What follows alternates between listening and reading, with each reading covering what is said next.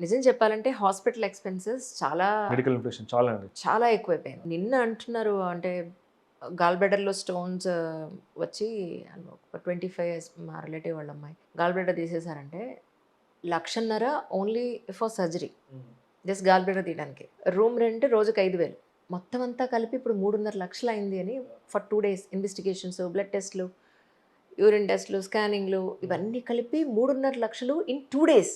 నాకనిపించింది అసలు సో ఎన్ని ప్లాన్ చేసుకోవాలో మనిషి జీవితానికి కదా! రిటైర్మెంట్ ప్లాన్ కావాలి. మనం సడెన్‌గా సిక్ అయిపోతే ఏంటి పరిస్థితి అనే దానికి కావాలి. సో అంటే హెల్త్ ఇన్సూరెన్స్ ఒక్కటే మార్గం అంటారా? లేకపోతే ఇంకేదైనా దీనికి మంచి ప్లాన్ ఏమన్నా లేదండి. యాక్చువల్లీ మీరు చెప్పింది చాలా వాస్తవం. ఎందుకంటే ఆ! Middle class families are just one hospital bill away from poverty. చాలా.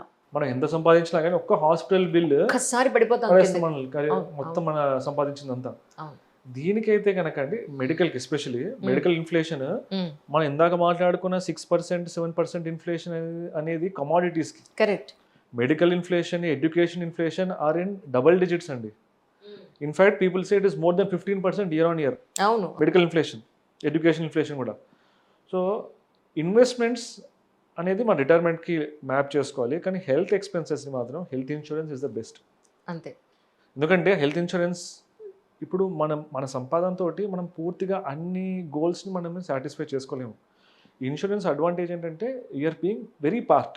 ఎందుకంటే మనకి ఎప్పుడు వస్తుందో అవసరం తెలీదు. అవునవును. అవును. రిటైర్మెంట్ అయ్యాక ఖచ్చితంగా మనకి అవసరం అవుతుంది. అవును. ఈ హెల్త్ ఎక్స్‌పెన్సెస్ అనేవి ఆర్ అన్నోన్. హ్మ్. అలాంటప్పుడు take a good insurance plan, హ్మ్. హెల్త్ ఇన్సూరెన్స్ ప్లాన్, హ్మ్. ప్రీమియం తీసుకోండి. హ్మ్. ఆ ప్రీమియంని ఎక్కువ కవర్ అయ్యేలాగా తీసుకోండి. ఆ ప్రీమియంని కూడా మనం ఎర్లీ ఏజ్‌గా స్టార్ట్ చేస్తే ఇంకా బెటర్. ఎందుకంటే ప్రీమియమ్స్ తక్కువ ఉంటాయి. హ్మ్. ఇప్పుడు 30 ఏళ్ళు వచ్చాక, 40 ఏళ్ళు వచ్చాక తీసుకుంటే ప్రీమియం మళ్ళీ ఎక్కువైపోతాయి. కరెక్ట్. సో కెరియర్ స్టార్ట్ చేస్తున్నప్పుడే start good investment, good health insurance and term insurance. These are hmm. The basics అండి ఎవరికన్నా. అండ్ ఇప్పుడున్న గోల్డ్ రేట్ ప్రకారం నేను మొన్న ఏదో విలువ సత్తు ఉంటే పాత గోల్డ్ బిల్స్ కనిపించాయి. హ్మ్. అప్పట్లో షోరూమ్స్ కాదు కదా! ఒక 20 ఏళ్ల క్రితం అవును.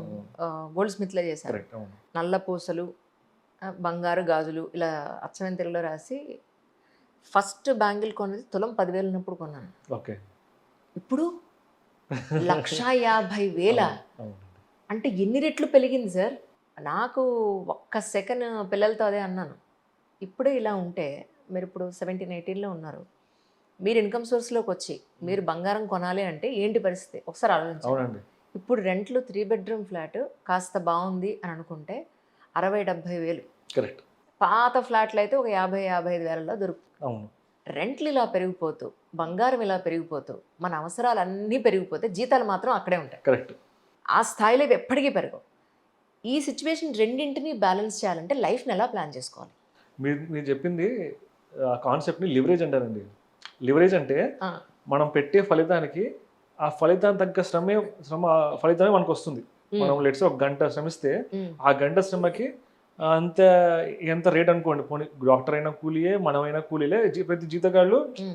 తీసుకోవాల్సిందే సాలరీ. అంతే ఎఫర్ట్ మనకొస్తుంది కదండీ! హ్మ్. కానీ మన ఎక్స్‌పెన్సెస్ మాత్రం ఆ ప్రపోర్షన్‌లో పెరగట్లేదు. డిస్‌ప్రపోర్షన్‌గా పెరిగిపోతున్నాయి. Exactly.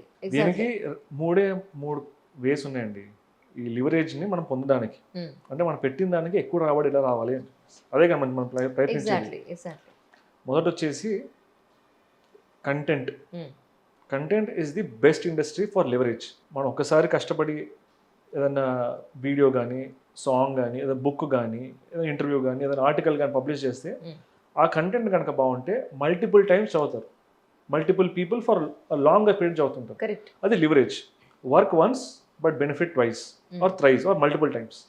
Same principle applies in another C hmm. Called code.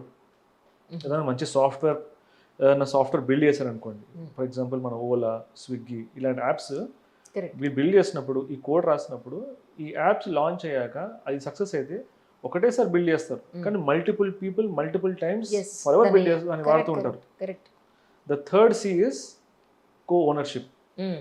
అంటే be a part of businesses. Right. ఎప్పుడైతే మనం వేరే కంపెనీస్‌లో మనకి షేర్ ఉంటుందో, basically we are owning some part of that company. హ్మ్.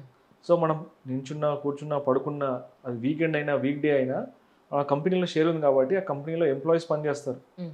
వాళ్ళు బిజినెస్ చేస్తారు. ఫర్ ఎగ్జాంపుల్ యూనిలివర్ అనే కంపెనీ తీసుకోండి. వాళ్ళు టూత్ పేస్ట్‌లు దగ్గర నుంచి హిందుస్థాన్ యూనిలివర్ టూత్పేస్ట్ నుంచి సోప్స్, డిటర్జెంట్స్, షాంపూస్ అన్ని ప్రొడ్యూస్ చేస్తారు. వాళ్ళకి కంటిన్యూస్ ఎవ్రీడే సేల్ అవుతుంది, ఎవ్రీ కార్నర్ ఆఫ్ ద కంట్రీలో సేల్ అవుతూనే ఉంటుంది. అవును. సో ఆ ఓనర్ అవ్వడం వల్ల we're getting benefited from their work. So ఈ షేర్ ఎప్పుడైతే ఈక్విటీ ఉంటుందో ఆ equity is the only way for us to actually get disproportionate amount of wealth for a period of time. Right. So ఎందుకు ఈ investing ownership తీసుకోవడం చాలా important అండి.